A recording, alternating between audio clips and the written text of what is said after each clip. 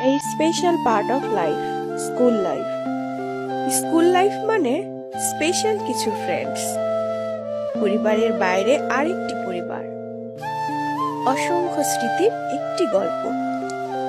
School life মানে boring সেই dress, school life মানে প্রিয় সেই ব্যাক বেঞ্চ, স্কুল লাইফ মানে টিফিন টাইমের অপেক্ষা, তারপর সবাই মিলে টিফিন ভাগাভাগি করে খাওয়া।